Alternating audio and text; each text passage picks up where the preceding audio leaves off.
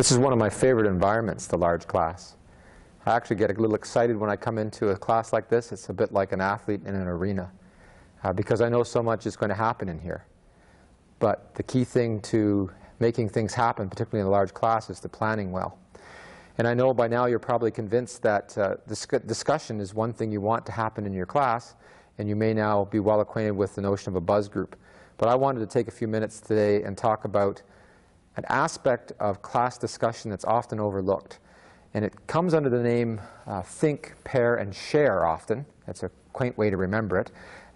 But for me, the main focus in all of this is that we think first. So often in a large class, there's a big press for constant entertainment value.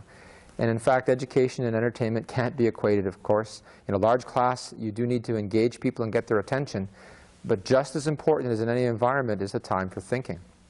So if you're going to bring discussion into your classroom, I think it's important to begin with a time for thinking before a time for sharing. So we get this notion of think, pair, and share. So let's start with that, with the thinking part. What happens then? I think that it's important that students anticipate that they're going to have a chance to think on their own. If you think back to when you were in grade 3 in math, or at least when I think about being in grade 3 in math, what frightened me most about a teacher's question was there never seemed to be a moment to think. It was the question and then a stare right at you, or your name was called. And thinking simply stopped at that point. And I think a lot of us developed math phobias or just a fear of school generally because we were never given the opportunity to think. There are learning differences here. There are personality differences here.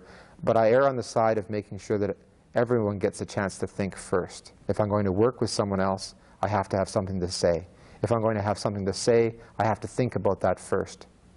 Combined with that, though, I also think it's very important that you give students, or you even ask students, to write things down first.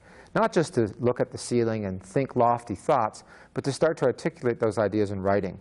It's a tool for thinking, and it's also a tool for discussion. Because when I get facing another, I know what my ideas are, they're archived here, and I will get a chance to say them to the other person. So I would begin any buzz group, any think, pair, share group, by having students think.